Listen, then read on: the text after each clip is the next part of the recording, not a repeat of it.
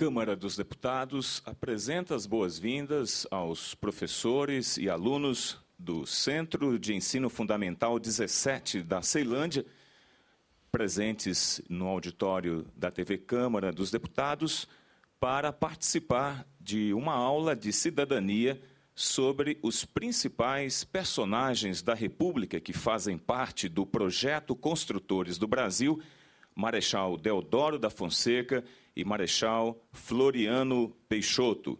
Palestra essa proferida pelo professor doutor Marcos Guimarães Sanches, professor de História do Brasil Colonial nas Universidades Federal do Rio de Janeiro, Unirio e Gama Filho. Neste momento, passamos a palavra ao ilustre palestrante, professor doutor Marcos Guimarães Sanches. Bom dia a todos, caros alunos, colegas, professores. Em primeiro lugar, eu gostaria de trocar a palavra palestra por aula. A aula é uma coisa que eu tenho mais intimidade em fazer e muito mais simpática do que uma palestra. Bom, em primeiro lugar, eu queria cumprimentar a Câmara dos Deputados por essa iniciativa.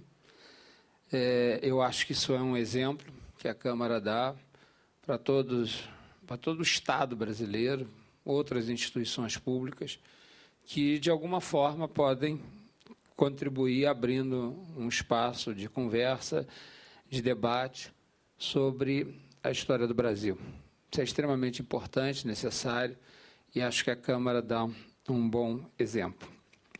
Quando eu recebi o convite, eu estava saindo de uma sala de aula na universidade, foi pelo celular, eu imaginei e comecei a fazer um texto sofisticado, com muitas citações, etc. Muito preocupado, né? Porque eu não trabalho exatamente com esse período em pesquisa. Aí depois a Silvia, quando fez contato comigo, me disse que eu ia falar para estudante. Aí o meu problema acabou, porque eu fiquei bem mais à vontade, que é isso que eu faço todo dia na minha vida, eu sou professor. Bom, nós vamos pensar um pouquinho esses dois personagens que marcaram o início da República, os dois primeiros presidentes, e que tiveram um papel importante e ainda hoje muito pouco conhecido. Há algumas perguntas que eu vou dizer para vocês que eu não tenho muita certeza da resposta,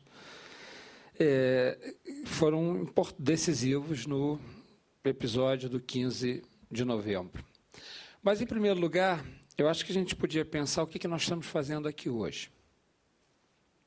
Nós estamos fazendo uma comemoração. E o que isso significa?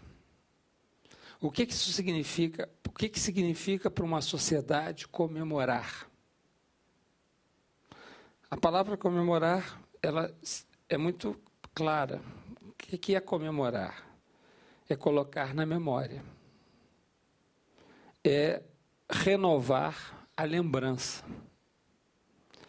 Quando nós comemoramos e quando nós construímos ou transformamos algum lugar no que a gente chama de um lugar de memória, um museu, uma exposição, um arquivo, né? Vários documentos manuscritos, impressos lá expostos, nós estamos construindo uma memória social. Não existe sociedade humana que não construa a sua própria memória social. Nós até podemos dizer, mas sociedade XY lá, não sei quantos mil anos atrás, a gente até não tem registro. É difícil. Sociedades que não tinham escrita. Mas, certamente, essas sociedades construíram, de alguma forma, a sua memória. E para que serve isso? A memória é um instrumento de definição da própria identidade do grupo. Nós precisamos ter uma identidade, porque se nós não tivermos uma identidade enquanto grupo, na família, na escola, no nosso grupo de relacionamento, nós não vamos ter coesão social. Então, isso não é só uma festa, um happening, que todo ano a gente faz algum evento, a cada 10 anos o evento é maior, a cada 50, a cada 100 maior ainda. Não é só isso. Isso tem uma outra função, que é muito importante na construção da cidadania. Nós estamos lembrando, nós estamos instituindo uma tradição, e isso faz parte da nossa identidade. E é a identidade que vai estabelecendo os vínculos de coesão entre nós que formamos um grupo macro, que é a sociedade brasileira. Então, essa era a primeira coisa que eu queria falar para vocês, quer dizer, a importância desse tipo de evento. Isso não é só essa coisa, normalmente aparece mais na imprensa a badalação, a festa, enfim, mas não é só isso, porque cada um de nós está nesse momento, de alguma forma, refletindo sobre a nossa identidade, o que é essa república, o que é o Brasil, o que nós estamos fazendo aqui, o que a gente quer. Esse talvez seja o aspecto mais relevante do nosso evento. Uma outra questão que eu queria falar para vocês é a questão de estudar personagens, pessoas. Por que eu quero falar isso com vocês? Porque, provavelmente, os livros que vocês usam na escola não dão nenhuma atenção a esse aspecto do personagem, do indivíduo, da biografia. Ao longo do século XX, de um modo geral, a história abandonou e criticou severamente esse tipo de estudo. Muito olhando para o século XIX, a figura romântica dos heróis, então, preocupados em fazer uma história que desse atenção ao povo, não só aos grandes personagens, a história relegou isso a um segundo plano. Isso foi muito mal, porque quando eu venho aqui falar para vocês e digo que eu tenho uma série de perguntas que eu não tenho resposta sobre o Marechal Deodoro, sobre o Marechal Floriano, certamente uma parte dessa minha dificuldade em responder é falta de pesquisa, falta de investigação sobre essas figuras individuais. Mas a história já se curou desse resfriado. Hoje, a história voltou a estudar e há alguns métodos que valorizam muito a chamada microhistória. A gente voltou a estudar, a reconhecer a importância de estudar o individual, de estudar o personagem. Não porque a gente queira, de novo, fazer um herói, como os românticos fizeram no século XIX, mas porque a gente entende que esse quer dizer, esse indivíduo, ele é uma janela através da qual eu posso ver de uma outra maneira o macro. Quer dizer, a trajetória de um homem pode me ajudar a entender elementos de uma época, como as pessoas pensam, como as pessoas se comportam, e às vezes é muito mais fácil eu entender isso quando eu escolho um indivíduo e vou mapeando a vida dele, onde é que ele estudou, o que ele pensava, não sei o quê, que certamente alguém que estudou na mesma época do Marechal Floriano recebeu os mesmos conhecimentos, pensa de forma muito semelhante a dele, então não é nada tão impossível de, a partir de um personagem, eu conseguir entender um conjunto maior. Bom, vamos agora pensar a própria República. Eu queria falar de 4 coisas para vocês. Todo mundo aqui já estudou a República na escola. E lembrar vocês que a história, o historiador, quando trabalha, ele não recupera um instantâneo congelado do tempo. Na verdade, eu tenho várias imagens, vários depoimentos sobre o Marechal Deodoro, sobre o Marechal Floriano, que refletem as pessoas que fizeram esse depoimento, a época em que elas escreveram, a sua maior simpatia ou não por esses personagens. O que eu estou querendo dizer para vocês? Que nada que chega para nós, nenhum tipo de registro do passado, seja fotografia, seja o texto escrito, é neutro. Isso não existe. Ele tem necessariamente, ele está impregnado por quem fez isso. E aquele homem era simpático. Eu vou ler para vocês aqui, no final da minha fala, uma descrição do Euclides da Cunha falando do Marechal Floriano, deixando o quartel-general no dia 15 de novembro. Vai construir direitinho a imagem que a gente tem até hoje do Marechal Floriano. Euclides era simpático ao Floriano. A imagem que a gente tem do Floriano, um homem sério, humilde, modesto, comedido, econômico, etc., é um modelo de seriedade. Outras pessoas veem, na mesma época, o Floriano como um ditador. Qual das duas versões está correta? Não é isso que interessa ao historiador. Interessa ao historiador saber que tem alguém que vê desta maneira, alguém que vê desta. E considerar essa diferença. Quando a gente vê um documento, um escrito, uma foto, um prédio, nada disso é neutro.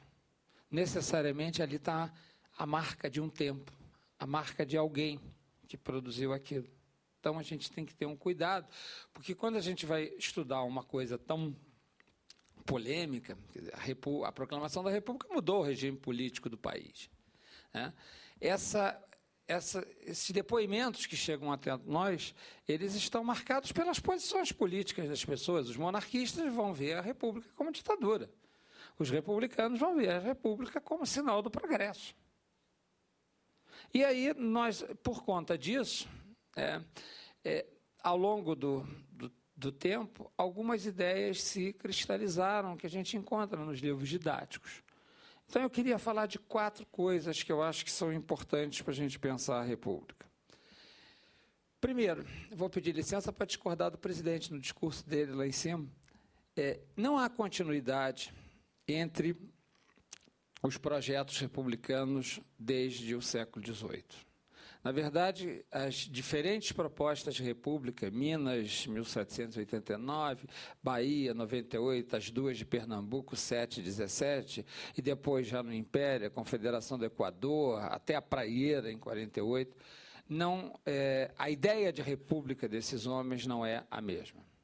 E, na verdade, o Frei Caneca, quando pensa na república, ele está pensando numa república mais democrática, muito inspirado no modelo da fase republicana da Revolução Francesa.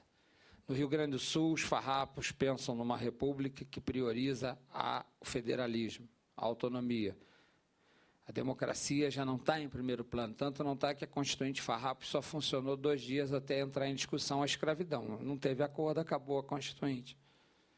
Então, primeira coisa, não existe uma ideia de república que vem sendo embalada, crescendo, e em 1889 se concretiza. Existem várias ideias de república. Isso é muito importante para falar do Deodoro e do Floriano, porque o Deodoro e o Floriano vão governar num período de extrema agitação.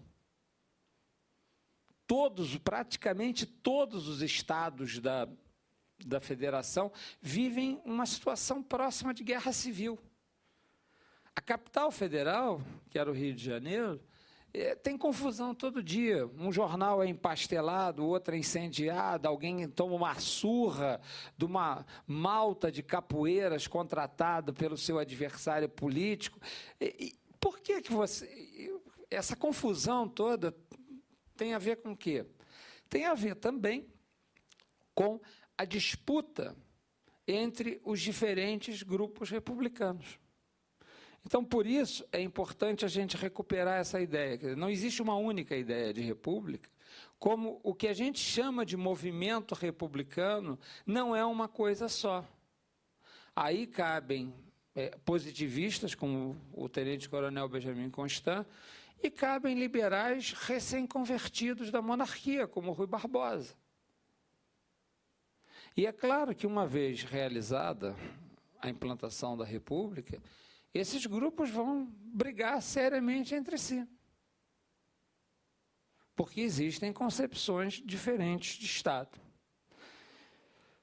Uma outra questão que eu acho importante é a gente avaliar, pensar o que significou esse 15 de novembro. O 15 de novembro não tem importância, aí tem aquilo que eu falei antes das versões. Tem gente que diz que o Deodoro disse viva o imperador, outros dizem que ele... Isso nos jornais da época. Viva a República. Na verdade, a gente tem... O 15 de novembro é um marco importante. Você assinou um papel dizendo que agora era a República, tropa na rua. Mas o 15 de novembro não fez a República sozinho. Na verdade, a gente só vai entender o 15 de novembro se a gente considerar que a sociedade brasileira passa, nesse final do século XIX, uma série de transformações que a gente vai chamar de estruturais. Quer dizer, transformações que mexem com as bases, com os pilares dessa sociedade. Que transformações são essas? Não precisa ir muito longe. O fim da escravidão. A introdução em larga escala de mão de obra livre, inclusive com imigração europeia. O início de um processo de industrialização. Que nessas agitações que eu estou falando aí, a gente consegue rastrear, ainda pequenininho, manifestações operárias. Já aí em 1891, 92, existem, um grupo de uma fábrica que foi para passeata, tal. O jornal fala isso, ainda não identifica como movimento operário, mas você consegue, lá no finzinho da notícia, ver que também já tem esse novo ator social, que seria o operário. Então, essas mudanças políticas todas acabaram conduzindo a uma mudança do próprio regime. O Império havia se consolidado como um Estado unificado, vocês sabem disso, centralizado, necessário, assim entendiam as lideranças políticas, para manter a unidade nacional. Você está falando de um império que viveu 20 anos aí em armas, em guerras, com províncias se separando, etc. Esse problema está resolvido. Agora, esses mesmos grupos regionais não querem mais separar o Brasil em repúblicas, como os farrapos tentaram fazer no Rio Grande do Sul, mas esses grupos querem ter alguma autonomia política. Vão defender um modelo federalista. Então, na verdade, aí vão se juntar novos atores sociais, como essa população urbana, operário, gente ligada à atividade terciária, as cidades estão crescendo com a indústria, os interesses das oligarquias regionais em ter a sua autonomia, e os militares. Os militares ocupam um papel importante, até porque eles têm a força na mão. Os militares têm uma longa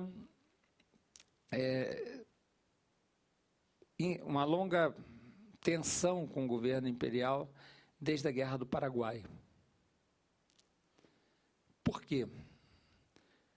Dentre outras coisas, porque a Guerra do Paraguai mostrou que o exército imperial era muito precário. Para sustentar 6 anos de guerra, foram necessárias a convocação de mais de 40 batalhões de voluntários, que reúnem desde soldados da polícia, o 31, por exemplo, era a atual polícia, é o efetivo do que hoje é a Polícia Militar do Estado do Rio de Janeiro, até enxertados com escravos alforriados, com uma série de circunstâncias. É uma tropa que não era profissional, muito mal preparada. Aliás, isso não é uma invenção nossa agora, não. O próprio Caxias, quando assumiu o comando da guerra, em 66, 67, escreve isso. Ele parou a guerra há 6 meses, E ele diz, olha, podem me criticar, mas se quiser, assim, eu parei para botar ordem na casa, porque senão dá para combater assim. Pega a correspondência do Caxias, que está no arquivo do Exército no Rio, que ele diz isso, ele parou a guerra 6 meses para botar ordem no pedaço, para poder continuar. E, terminada a guerra, você, além dessa insatisfação profissional, e aí tem uma série de outras coisas, discussão em torno de previdência social dos militares, tal. O ensino militar já vivia uma situação de forte influência do positivismo. O que o positivismo, quer dizer, além da valorização da ciência, da matemática, o Deodoro não, mas o Floriano era bacharel em matemática também na escola militar. Esse já teve influência positivista. O Deodoro não, que ele se formou bem antes na escola militar, ele é 12 anos mais velho que o Floriano. O que esse positivismo influenciou politicamente os militares? Basicamente 2 coisas. Primeiro, a ideia de que o soldado é um cidadão. Logo, o soldado tem o direito de participar, de se manifestar politicamente e até de desobedecer politicamente. O artigo 14 da Constituição de 1891, que está lá exposta, diz assim: as Forças Armadas são essencialmente obedientes dentro dos limites da lei. A hora em que as Forças Armadas reconhecerem que não há lei, não é esse o espírito da lei, ele pode desobedecer. Por isso que no início da República você tem um monte de revolta, principalmente o pessoal mais jovem, o tenentismo, que vocês já ouviram falar, conhecem, estudaram. Um monte, escola, então, aluno é complicado, né? A escola militar se revoltava, a do Rio se revoltou tanto que em 1904 o governo resolveu fechá-la, ficou 7 anos fechada. Quando ela foi reaberta, ela foi transferida para o fim da cidade, no bairro do Realengo. Longe, só se chegava de trem nessa época, lá de cavalo, 1 dia e meio de viagem, mais ou menos. Então, ia de trem, bem longe do centro da cidade. Ela originalmente funcionava na Praia Vermelha, ali no pé do Pão de Açúcar, lugar bonito e tal, foi lá para o meio do mato, para ver se conseguia manter uma certa calma, porque os cadetes viviam se revoltando. Então, primeiro, o positivismo defende essa ideia do soldado cidadão. Isso influenciou muito. E segundo, a ideia do progresso, que está aí na nossa bandeira. Isso é o lema positivismo: o amor por princípio, a ordem por base, o progresso por fim. E você identifica a ideia de progresso a um estágio político que seria a República. Estados até menores, pequenas... Gente, deixa eu só falar uma coisa para vocês. Até o século XVII, XVIII, república é sinônimo de pequeno Estado. República de Veneza.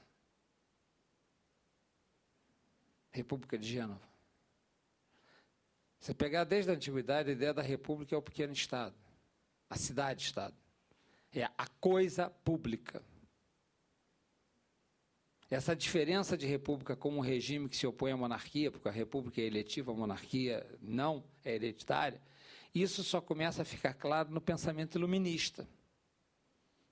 Modelo dos Estados Unidos, depois as diferentes experiências republicanas na Europa. O Augusto Comte, que é um homem do início do século XIX, ele ainda pensa a república como um pequeno Estado. Ele defende a existência de pequenas pátrias. E a república está associada ao progresso. Então, para ter progresso, eu preciso ter república. Então, essas 2 influências, elas foram muito importantes sobre os militares. E isso vem desde a década de 1870 até 85, quando a situação chega a um limite extremo, que é a chamada questão militar, e o governo imperial, principalmente o último ministério do Império, que foi de uma inabilidade total, ele resolveu acabar com a questão militar na marra. Como? Transferindo os batalhões do Rio de Janeiro. Isso é importante para a gente entender uma coisa. Eu separei aqui umas coisas da vida dos dois para falar.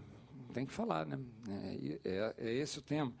Mas são duas situações diferentes. O Floriano, vocês vão ver, eu vou ler um pedacinho depois, ele teve essa formação positivista, essa influência. Deodoro, não. Deodoro chegou ao 15 de novembro monarquista. O que leva um general monarquista a assumir a liderança desse processo? É porque existe uma forte insatisfação do Exército contra o governo. Um dos marcos dessa insatisfação é um episódio conhecido de nós todos. Em 1887, os militares na corte criaram o Clube Militar, o Deodoro foi seu primeiro presidente, e coube ao Deodoro levar a princesa Isabel, à época regente do trono, uma declaração pela qual o Exército se recusava. Esse episódio é muito marcante. O Exército se recusava a ser empregado na captura de escravos. Na verdade, isso sinaliza uma ruptura do Exército com a ordem econômica e social que ainda, já moribunda, mas ainda sobrevivia, baseada na escravidão. Esse episódio, que é início de 88, ele é muito sintomático. E expressa isso. Quer dizer, por que a gente chegou ao 15 de novembro? A gente chegou ao 15 de novembro porque mudou tanta coisa que o Império, o regime político imperial, ele não conseguia mais dar conta dessa nova realidade. Muito bem. Onde é que... Vamos falar um pouquinho, então, porque senão tem alguém que vai fazer um sinal para mim da hora, né? Porque se deixar, eu põe no piloto automático, eu estou falando o que eu gosto, não tem problema nenhum. Bom, vamos pensar então um pouquinho a vida desses dois militares. Eu estava dizendo que o Marechal Deodoro, a gente ficou essa dúvida, né? Ele era monarquista, não era, tal. E qual o papel dele na proclamação da República? Eu, uma vez fazendo uma pesquisa, eu encontrei uma referência que eu acho que ajuda a explicar isso. Eu estava trabalhando com o arquivo de um militar que, na época, em 1889, era major, depois ele foi a general. Eu estava trabalhando com um período posterior da vida dele, quando ele comandou a Bahia, na época da Guerra de Canudos, Major Solon Ribeiro, e numa carta dele, 88, ele está se correspondendo, tramando o golpe. Ele, por todo lugar que ele andou no Brasil, transferido pelo Exército, ele criou o Clube Militar, Clube Republicano, digo. E aí, em duas cartas, eu encontrei a seguinte referência. Ele, falando da formação de um governo republicano, ele diz que o general Deodoro seria ideal como ministro sem pasta. Ele não fala do Deodoro como chefe do governo, mas como um ministro que não ia ter função. Para quê? Na verdade, o que esse major claramente percebe é que nenhum deles, militares positivistas, Benjamin Constant, ele próprio, tinham liderança sobre o Exército. Na verdade, duas pessoas têm liderança total sobre o Exército nesse momento. O Visconde de Pelotas, que já estava muito doente, não participou de nada, e o Marechal Deodoro. Se eles são os últimos remanescentes dos coronéis da Guerra do Paraguai. O próprio Floriano já foi tenente-coronel e coronel depois da guerra. Não existe mais ninguém vivo. Os generais da Guerra do Paraguai, todos estão mortos. Os heróis da Guerra do Paraguai, todos são os últimos coronéis remanescentes, com liderança.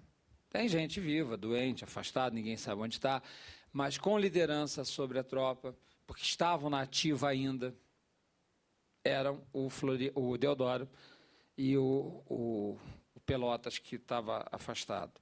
Então, o Deodoro acaba envolvido nesse processo como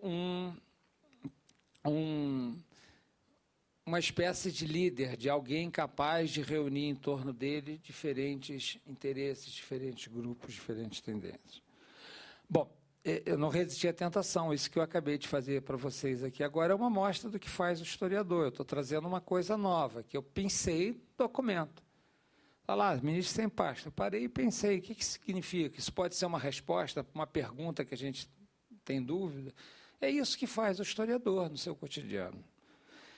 Muito bem. O Deodoro e o Floriano eram homens da mesma geração, apesar da diferença de 12 anos de idade entre eles. O Deodoro nasceu em 1827 e o Floriano em 1839, ambos na, então, província de Alagoas. O presidente até já me recomendou que eu não falasse muito mal dos conterrâneos dele. Não há o que falar mal. Bom, até aí tudo parecido. A diferença entre os dois começa na carreira militar. O Deodoro ingressou na escola militar em 43, foi considerado praça em 45 e saiu oficial de artilharia em 47. O Floriano, ele senta a praça em 57, como soldado, só em 61 ele vai para a escola militar e ele é promovido a primeiro-tenente sem ter completado o curso. Ele só vai completar o curso quando ele volta do Paraguai em 1871. O que eu... Aí tem uma coisa importante. São quase 30 anos de diferença entre um e outro na escola militar. O Deodoro ainda é um oficial antiga, que não sofreu influência do pensamento positivista. O Floriano, não. O Floriano, quando sai em 71, também do curso de artilharia da Escola Militar da Corte, ele também sai graduado, bacharel em matemática e ciências físicas. Tipicamente a formação de um positivista. A escola militar que o Deodoro frequentou, na década de 40, não tem nada de profissional, não tem regime de internato, os alunos não têm aula, enfim. É mais um espaço de convivência social do que qualquer outra coisa. Quem diz isso são os ministros. O Caxias virou ministro da Guerra a primeira vez por causa de uma rebelião de alunos da escola militar contra a tentativa de organizar a bagunça, criar internato, etc. Eles conseguiram derrubar o ministro da Guerra, o Pedro Belegardi, e aí o Marquês de Paraná chama o Caxias em 54 para ser o ministro da Guerra. O Caxias tinha prestígio, conseguiu botar a ordem no pedaço. Já era Marquês essa época, nessa ocasião. Bom, então a primeira diferença é essa. Eles se formaram em dois momentos diferentes, eles têm influências políticas diferentes. Segunda diferença. O Deodoro começou a vida de militar, a estreia dele em combate era para ele, em Pernambuco. Ele é um oficial que lutou naquela conjuntura da necessidade de manter a unidade nacional. O Império estava correndo o risco de se despedaçar. Então, é natural que ele tivesse... Isso reforçou a ideia do Deodoro de que era necessário ter um Estado forte. Só um Estado forte, centralizado, como era o Império, seria capaz de garantir a unidade nacional. O Floriano já entra em combate direto no Rio Grande do Sul contra o Exército Paraguai. O Floriano foi para o Rio Grande, final de 63, e só retorna à corte em 70, quando acaba a guerra. Então, a trajetória dos dois é totalmente diferente. Muito bem. Esses dois militares vão se encontrar em 89, por razões diferentes. O Deodoro, depois de percorrer uma carreira longa, foi com vários cargos no Exército, coisa que o Floriano ocupou muito menos.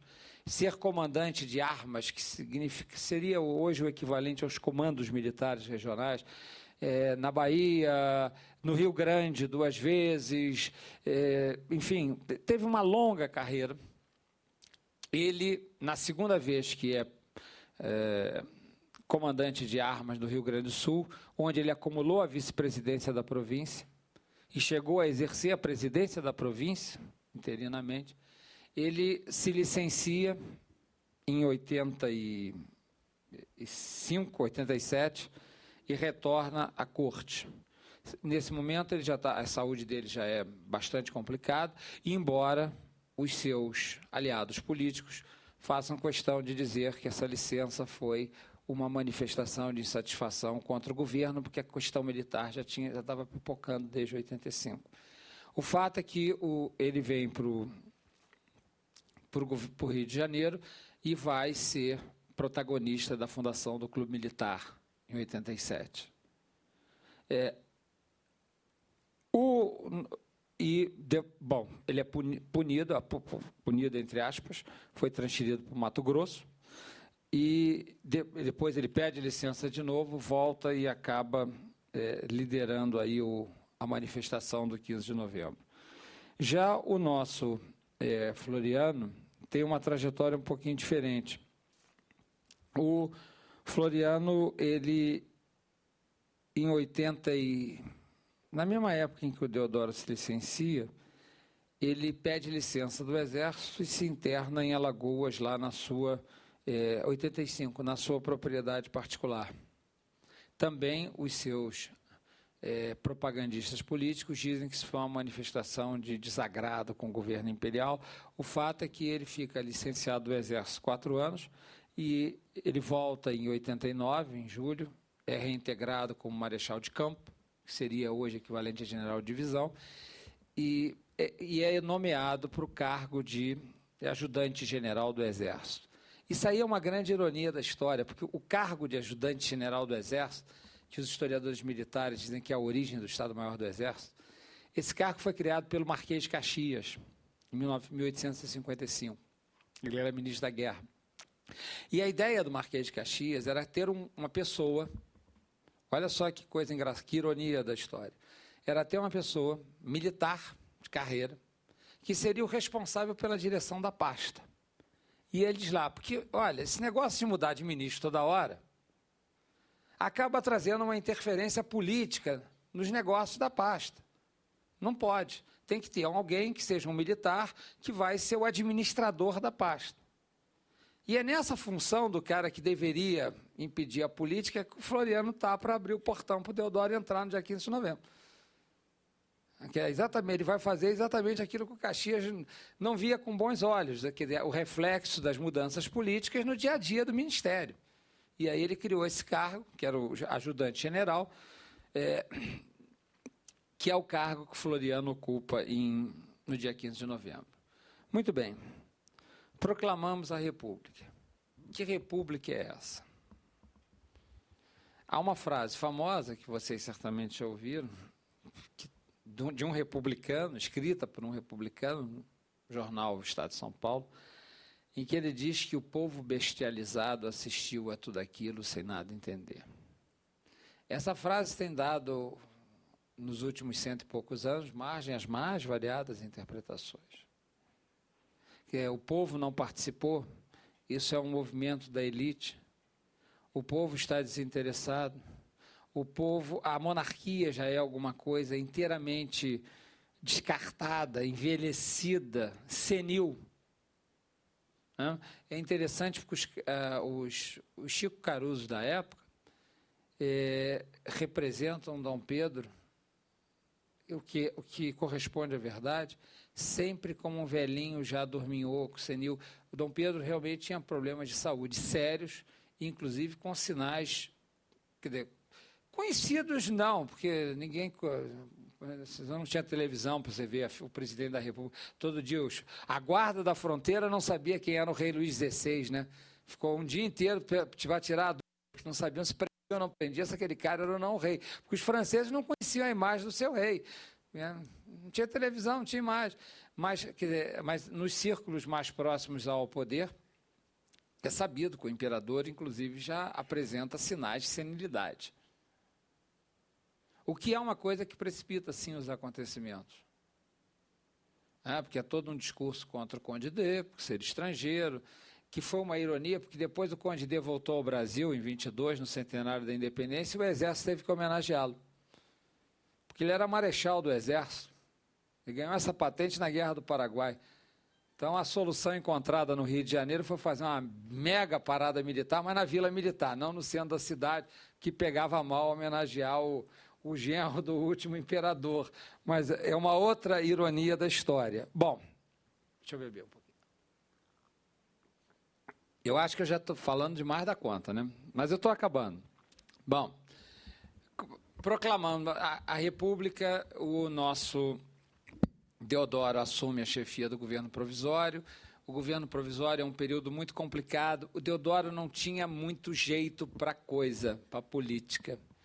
Ele não gostava dos políticos. Ele chamava os políticos de casaca o tempo todo.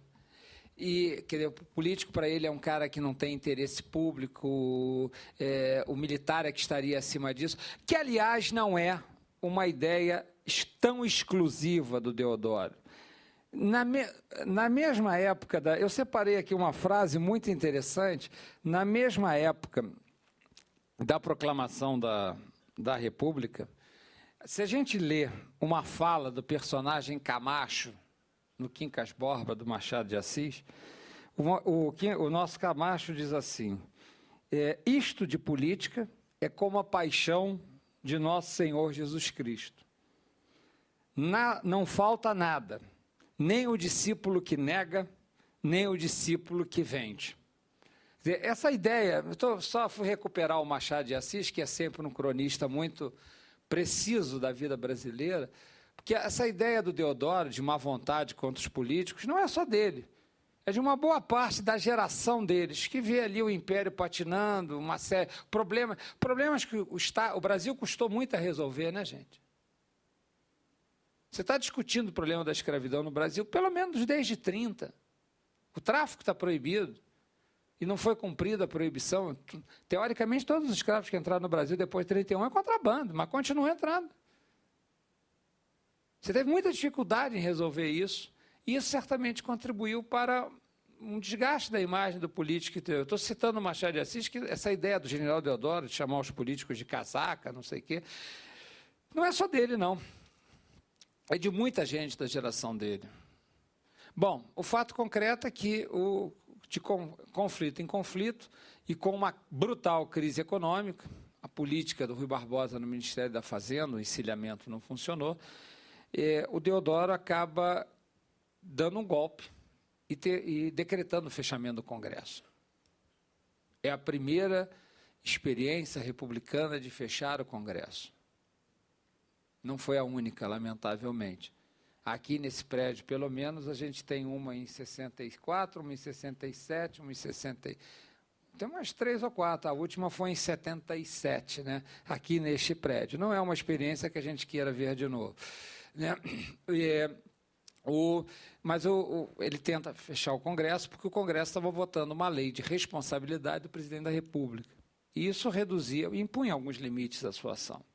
Bom, o fato concreto é que, quando ele decreta o fechamento do Congresso, 2 de novembro de 1891, explode uma série de manifestações militares, mesmo no Rio de Janeiro, as fortalezas se rebelam, tal, e principalmente a Armada.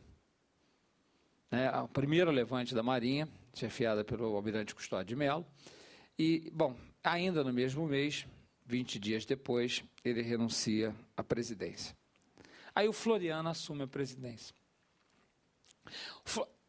A gente até hoje não sabe direito, o Floriano foi comparado, eu acho que a imagem é perfeita, pelos Chico Caruso, no início da República, que tem pessoas fantásticas. Se tiverem oportunidade, tem na internet, Ângela Agostini, tem uns cartunistas fantásticos desse período que fazem, que você não tem nenhum recurso gráfico que a gente tem hoje, né, a chargezinha andar no Jornal Nacional, não tem isso. Os caras eram artistas fantásticos. Tem em site da internet esse material, muita coisa desse período, vale a pena ver. Semana Ilustrada é uma das revistas. O Floriano é comparado à esfinge egípcia. Você nunca sabe para onde ela está olhando, o que ela pensa. E essa imagem foi cultuada até hoje.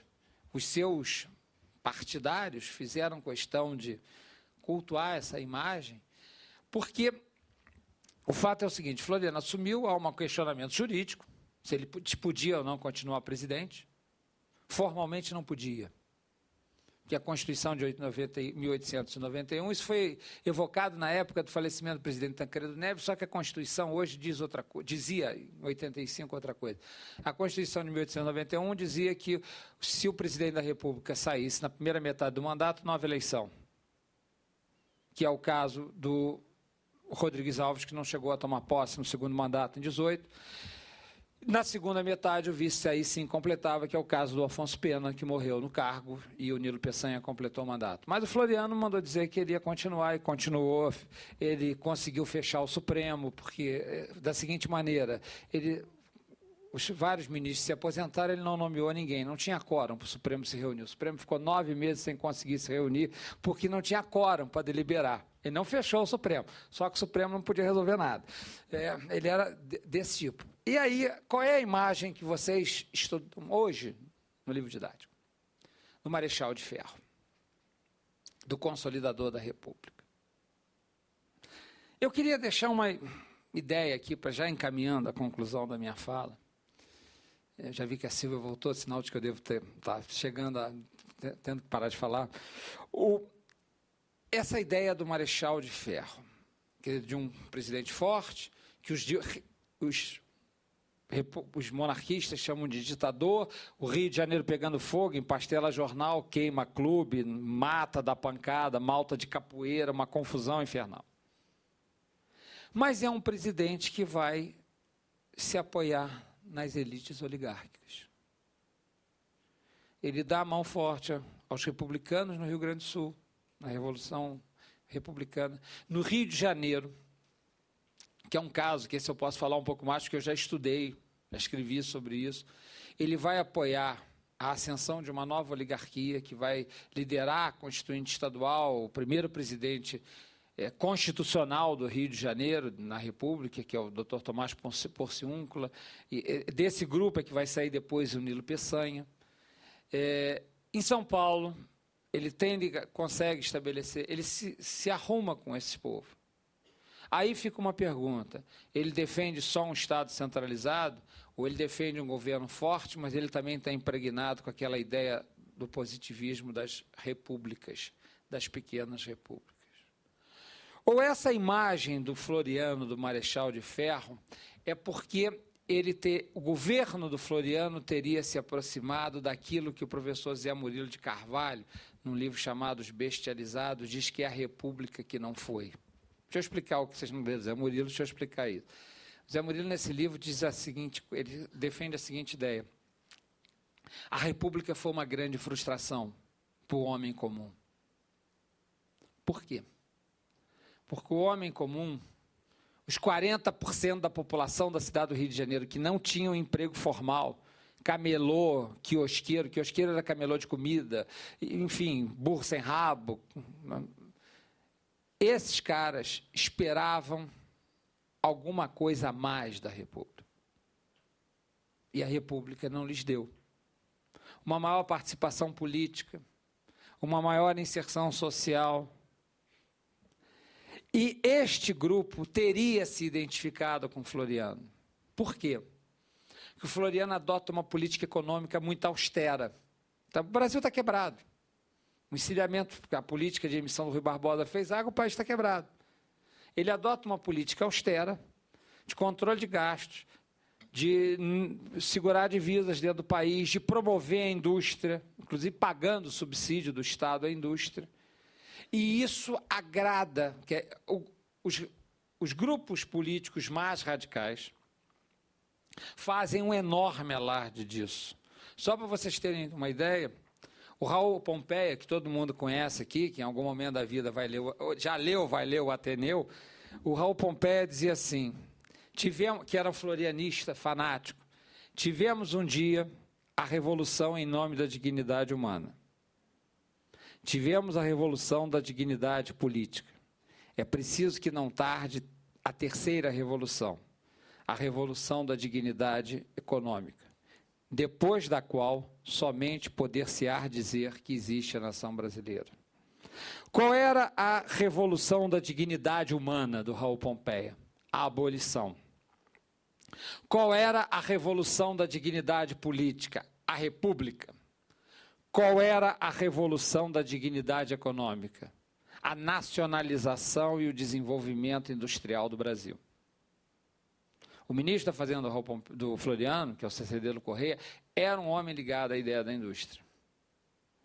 Então, essa imagem que se cunhou do Floriano, do homem forte, não pode ser que não tenha nada a ver com a ideia de um ditador, de alguém, porque ele que defenda um governo central, porque não é isso que ele vai fazer. Mas talvez o Floriano tenha conseguido ser visto, claro que com a ajuda desses intelectuais. Eu citei o Raul Pompeia, podia citar o Lima Barreto. Todo mundo viu o filme, pelo menos, se não leu o livro, O Triste Fim de Policarpo Quaresma, que é um outro florianista. Mas o Floriano consegue ser visto como alguém que pode representar essa expectativa de um governo sério, de um governo austero e de um governo comprometido com uma nova ordem econômica e social, né? Da indústria, etc, etc. E só para a gente ter a ideia, fechar aqui, talvez a imagem que a gente hoje estuda no colégio, do Floriano Peixoto, tem origem nesse texto do Euclides da Cunha. O Euclides narra a saída do Floriano do quartel-general, que hoje no Rio de Janeiro é onde está situado o prédio do Comando Militar do Leste, depois lá do episódio em que o Deodoro tinha dissolvido o Ministério do Visconde Ouro Preto. E aí eu encerro aqui e fico à disposição de vocês, muito mais interessante se vocês me fazerem pergunta. Quando, diante do ministério vencido, o Marechal Deodoro alterava a palavra imperativa da Revolução, não era sobre ele que... Olha como é que nós criamos os nossos heróis a cada tempo. Não era sobre ele, aquilo que eu falei lá no início, que convergiam os olhares, nem sobre Benjamin Constant, nem sobre os vencidos, mas sobre alguém que, a um lado, deselegantemente revestido de uma sobrecasaca militar folgada, cingida de um talim frouxo, de onde pendia tristemente uma espada, olha a imagem despojada, simples, olhava para tudo aquilo com uma serenidade imperturbável. E quando, algum tempo depois, os triunfadores, ansiando pelo aplauso de uma plateia que não assistira ao drama, saíram pelas ruas principais do Rio, quem quer que se retardasse no quartel-general veria sair de um dos repartimentos no ângulo esquerdo do velho casarão o mesmo homem vestido à paisana, passo tranquilo e tardo, apertando entre o médio e o índex um charuto consumido a meio, e seguindo isolado para outros rumos, impassível, indiferente, esquivo. E foi assim, esquivo, indiferente e impassível, que ele penetrou na história. Um texto contemporâneo, que eu acho que é um bom exemplo daquilo que eu chamei a atenção de vocês, que vocês vão continuar estudando a vida inteira história, vão ter que continuar a pensar história e pensar sobre nós mesmos, sobre a nossa trajetória, sobre o nosso destino. Pensar a história não é uma coisa só da escola, é uma coisa da cidadania. É uma necessidade da cidadania. Eu acho que isso fecha com aquilo que eu tinha falado no início. As imagens, as interpretações, elas mudam a cada momento, porque a própria sociedade vai construindo a cada momento a sua própria imagem. Gente, muito obrigado. Eu estou à disposição de vocês, se vocês quiserem perguntar.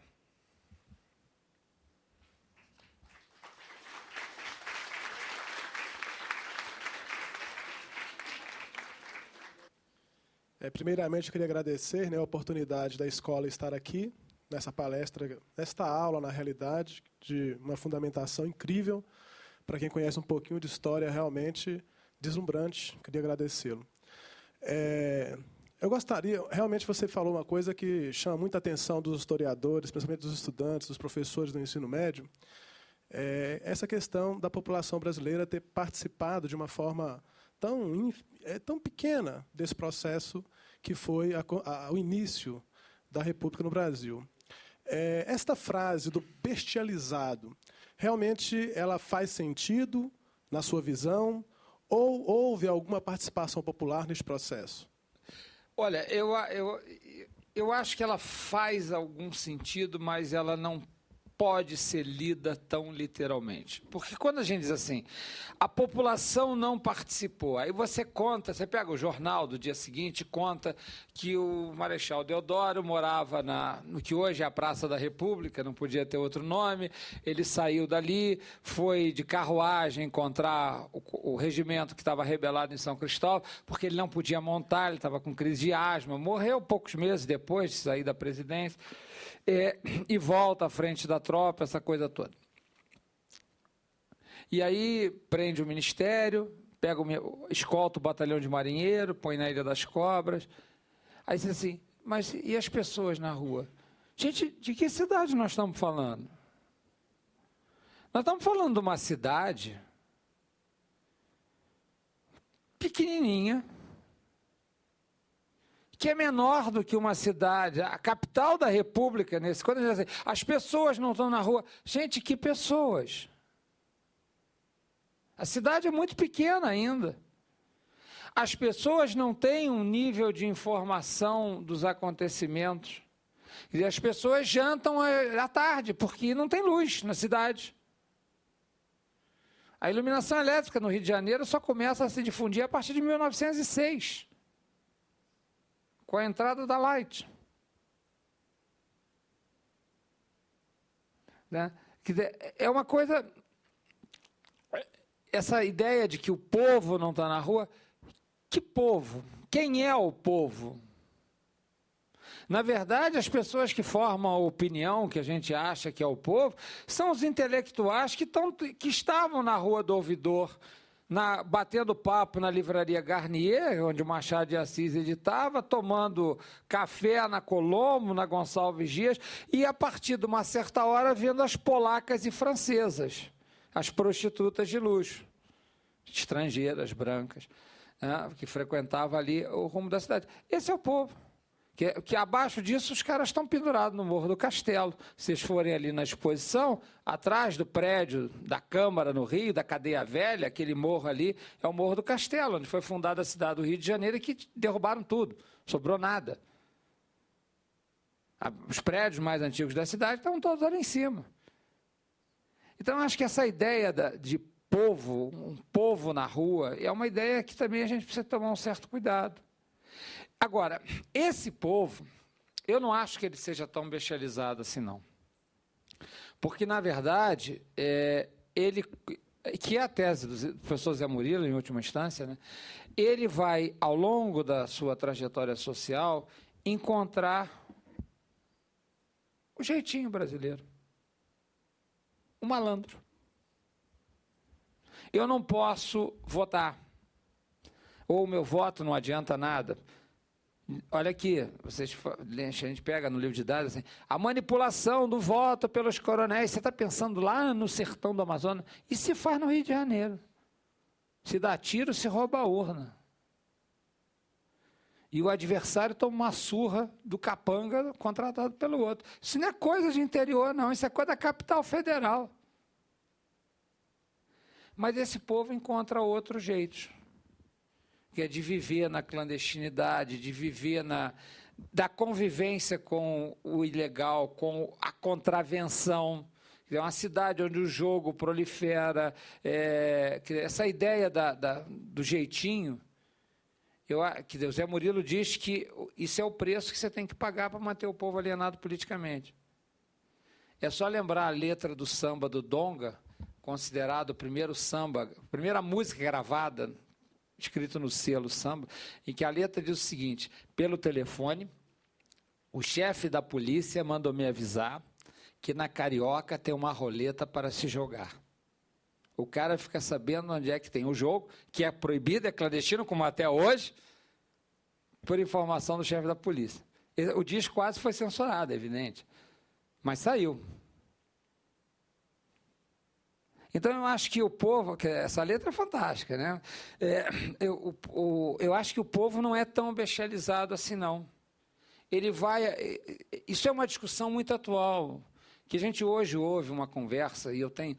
Quem viveu de 20 anos para trás, como eu vivi, que a minha geração viveu, quem foi estudante nos anos 70, Tem uma coisa que incomoda profundamente, que é essa história de que o povo não sabe votar. Aí fico eu, intelectual, dizendo que o povo não sabe votar porque ele troca o voto dele por um deputado, por um vereador que tem uma ambulância que leva paciente.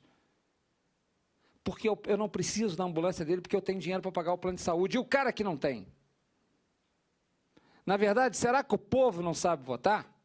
Ou o povo vota em função daquilo que são as necessidades dele, imediatas dele? Eu acho que isso é um discurso muito elitista. O povo não sabe votar, então qual é a solução? Pior do que a democracia tem, melhor a gente não conhece ainda. Porque é muito fácil. Eu tenho minha filha, eu pago escola particular, eu estudei em escola pública, mas pago escola particular para minha filha. Eu estudei do primário até o doutorado na universidade pública, mas pago escola particular para minha filha. Eu pago plano de saúde. Então, acho que é puro clientelismo o cara que dá o voto a um vereador, porque o vereador consegue... Porque eu nunca entrei na fila para matricular minha filha na escola, porque eu não preciso do posto de saúde. Será que o povo não sabe votar? Ou, na verdade, o povo sabe votar sim, porque ele está votando em função daquilo que é uma necessidade emergencial da sua própria sobrevivência. A gente tem que ter muito cuidado, porque esse discurso, quando a gente mete... Está na moda esse negócio, fala mal da política, fala mal do político. A gente está falando mal da democracia, pô. Quem é que gera a coisa pública na democracia? O político. Não serve, troca. Mas fora do político, o que é que nos resta? Eu estava aqui, em 1984, aqui na Esplanada, com apito, no dia que foi votada aqui nesta casa a emenda Dante Oliveira, para a eleição direta para presidente. Não me arrependo. Estava aqui. Brasília em estado de emergência, a tropa toda do Exército cercando o Congresso. Vim de ônibus do Rio de Janeiro.